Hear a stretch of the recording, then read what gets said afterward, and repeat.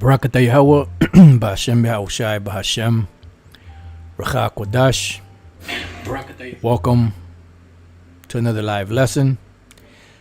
The name of this one is, it's pretty much a response to Elder Pastor's video.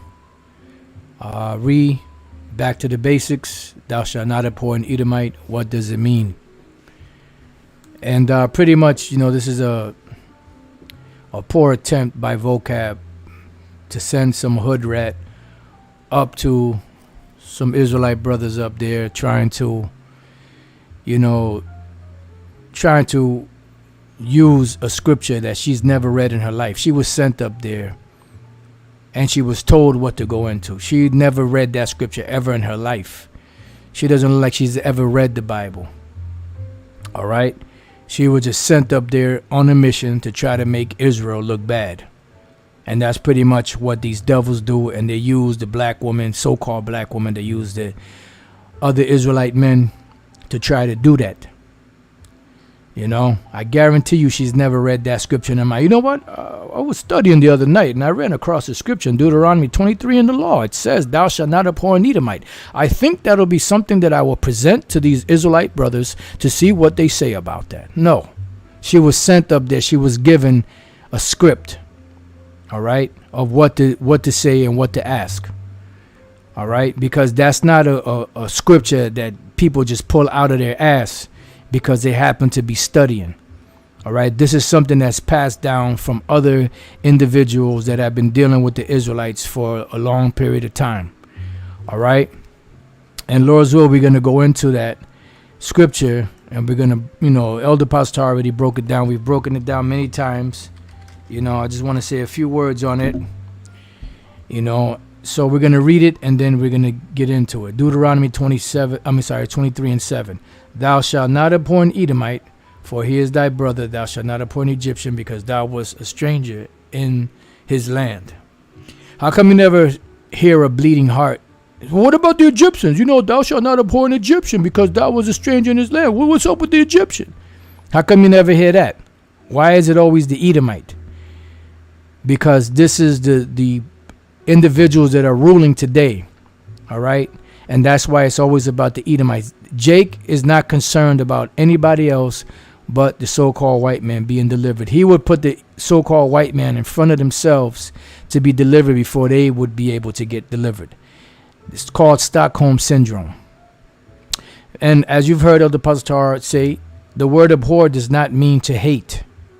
The word abhor simply means to avoid. Now, my question that I had years ago to these individuals that try to use this scripture, the scriptures say that precept must be upon precept, line upon line upon line, here a little and there a little. So my question to them was, and still is, show me another scripture in the Bible that gives, besides this scripture here, that gives Esau any form of leniency, any form of mercy. And they cannot. The weakest attempt was an individual back in the days we used to call false prophet 666, and he tried to bring out, so and so was a Jew, talking about the Herods, that they were Jew and Jewesses, and that was his rebuttal, to my asking him, give me a scripture where it shows any of these Edomites, any form of mercy, and they couldn't, and they can't. So this is not talking about an actual Edomite, and Lord's will get into it. And even your biblical scholars that put together these Bible dictionaries, this one in particular is the Zondervan's Bible Dictionary. And here, when you look up the word Edom, I'm not sure if it's Esau or Edom. I believe it's Edom. And it says Edom figures prominently in the prophetic scriptures as a scene of great future judgment. See notably Isaiah 34, 5 and 6. And Isaiah 63 and 1. She is the only neighbor of the Israelites who was not given any promise of mercy from the Most High. And it's the same narrative all throughout the Bible, from their birth all the way until the end. Esau being the end of the world and Jacob being the it that followeth.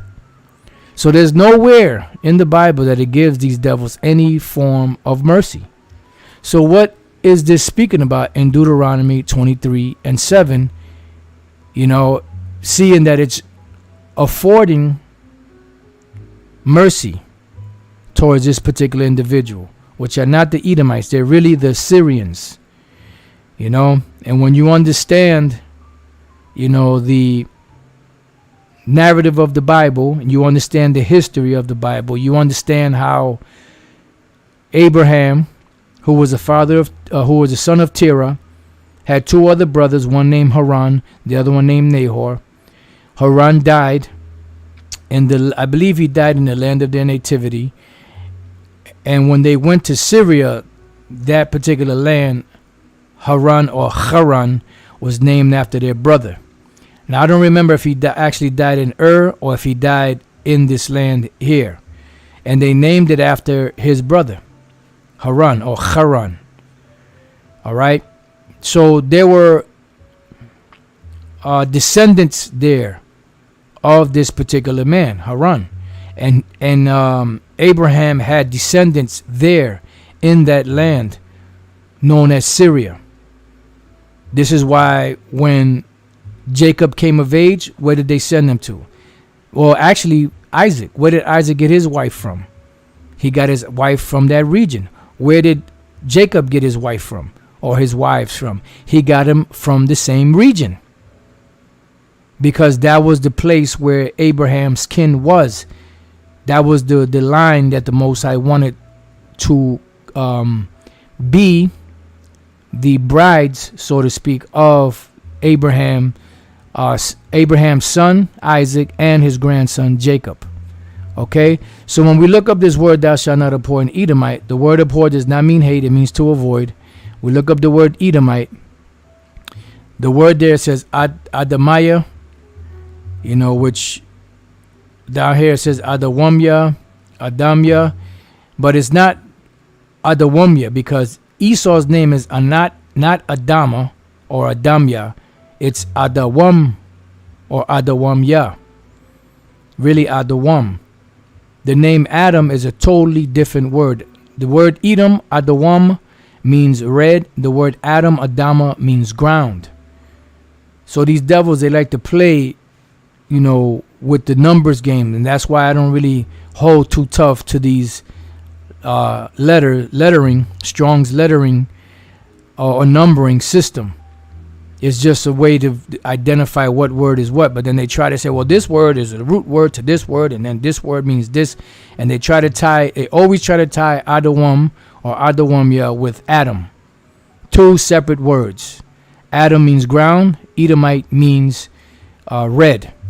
So when you go here under the KJV translation count, it says total 12 times. The KJV translates Strong's H130 in the following manner: Edomite or Edomites 11 times, Syria 1 time. You see? And this is what should be there. The word Syria or Syrian should have been what should have been there. So thou shalt not abhor a Syrian, because he is thy brother. All right. When we jump down, it says Edomite there. And we come down here to the Strong's definition. It says Adamaya or Edomi, or fully Adawamya, patronymic from H123, CH726, an Edomite or descendant from or inhabitant of Edom, Edomite. Now, in most cases where you see the number, this number here, H123, is talking about the actual Edomites, like in the case of what was that name of that Edomite devil? The Lord raised up an adversary to Solomon. I don't remember. It was Hadad the Edomite or something like that. I forget his name, but in that case, that was an actual Edomite. But in the case of Deuteronomy 23 and 7, it was not talking about an Edomite. It was talking about a Syrian, H726. When you go to H726, right here it says Arawamya or arum. This is where you get the term or word arum. It says a clerical error for Adamiah, H130. Right, because there was a point in there where this was an actual error. All right, and that error happened to come in Deuteronomy 23 and 7. But there was another error where this word Syrian appears where it should have been Edomite. So sometimes where the word Syrian is should be Esau or Edom, and sometimes where the word Edom or Edomite is should be Syria. It depends on the context of the scripture. We come straight down, Aramite, Syrian, a clerical error for H130, and Edomite, as in margin, Syrian. All right, and we go down here to the book of 2 Kings 16 and 6. Let's go there. It says, at that time, Rezin, king of Syria, recovered Elath to Syria and drave the Jews from Elath, and the Syrians came to Elath and dwelt there unto this day. That's not what should be there. What should be there is the Edomites. Here, New King James Version, at that time Rezin, king of Syria, which that's who was supposed to be there, captured Elath for Syria and drove the men of Judah from Elath. Then the Edomites went to Elath and dwelt there unto this day. At that time, this is the NLT, at that time the king of Edom, which that's not supposed to be, that's supposed to be the king of Syria, recovered the town of Elath for Edom. He drove out the people of Judah and sent Edomites to live there as they do this day. All right. At that time, Rezin, king of Aram, which is correct, recovered Elath from Aram, for Aram, by driving out the people of Judah. Edomites then moved into Elath and have lived there to this day, because that land was being fought back and forth between the Israelites and the Edomites. And it goes on and on. It speaks about the king of Syria that recovered that land, and the Edomites came and dwelt there. So in this case, 2 Kings 16 and 6, the word that should have been there is Edomite and not Syrian. Just like in, because that's a clerical error, just like in Deuteronomy 23 and 7, the word that should be there is Syrian and not Edomite. Thou shalt not abhor a Syrian or avoid a Syrian. Why? Because although we were supposed to deal with only amongst ourselves, these people that were living in Syria, which were kin of Abraham, that was allowed for our, the men of our nation to deal with those women. All right. Let's go to Deuteronomy 26. I believe that's Deuteronomy 26.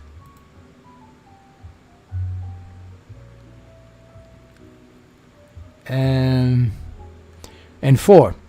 And the priest shall take the basket out of thine hand and set it down before the altar of the Lord thy power. And thou shalt speak and say before the Lord thy power,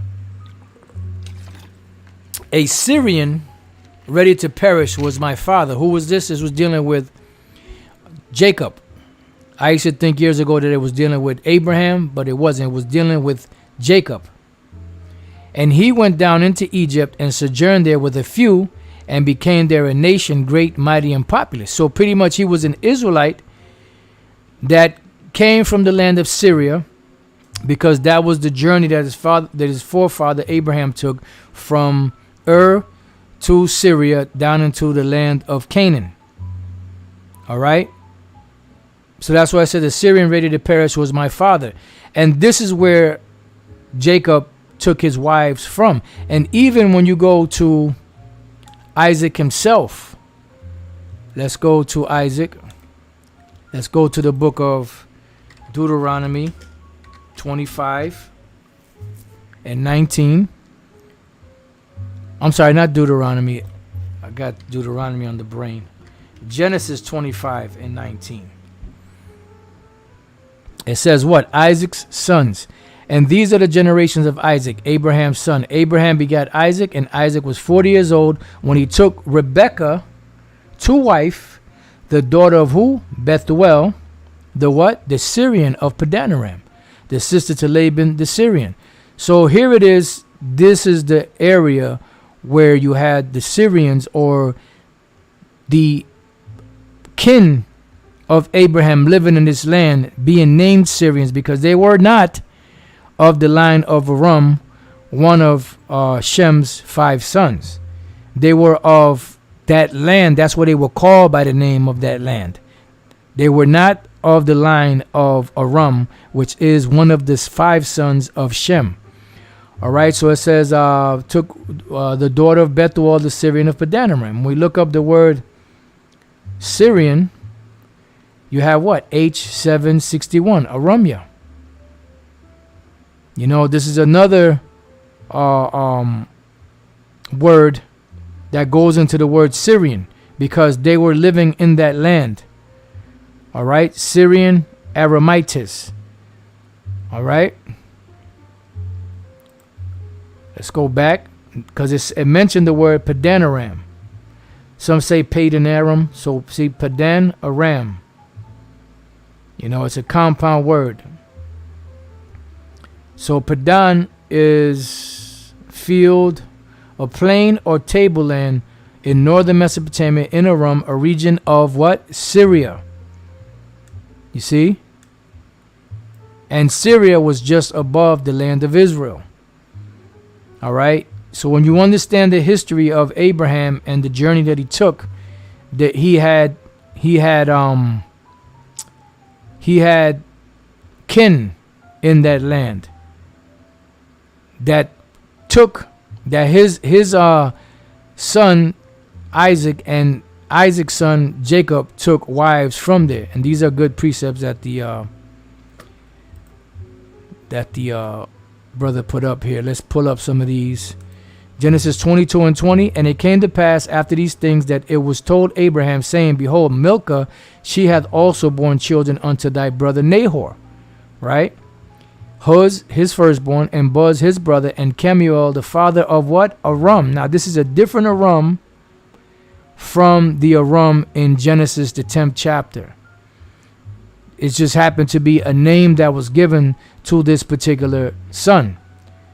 The word Aram simply means exalted. It was a common name among Hebrews.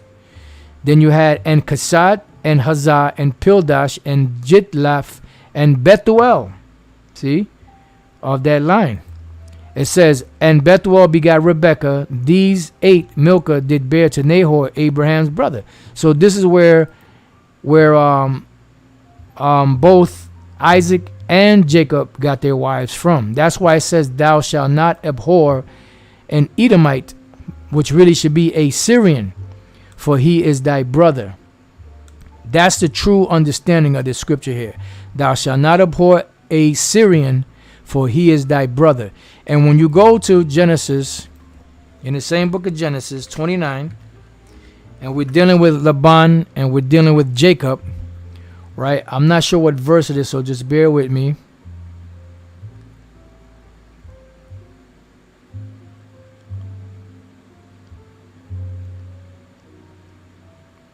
I believe it's the 29th chapter. Right, beautiful. So let's start at 13. And it came to pass when Laban heard the tidings of Jacob his sister's son, that he ran to meet him and embraced him and kissed him and brought him to his house. And he told Laban all these things. And Laban said to him, surely thou art my bone and my flesh. And he abode with him the space of a month.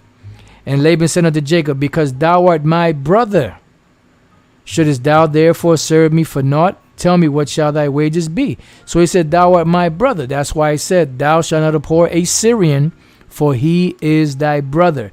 These are your near kinsmen through Abraham's brothers, Nahor and Haran. And that's pretty much what it means. You know, and I'll leave it there because the point is made. You know? So all of this, oh, well, thou shalt not abhor an Edomite. This woman was sent trust and believe this woman was sent. She was given that scripture. She doesn't know what the hell she's talking about. She's never read that scripture in her life until it was shown to her. And she's out here trying to make, Israelites look bad. So I say fuck her and fuck vocab. All right? Because that's what the devil does.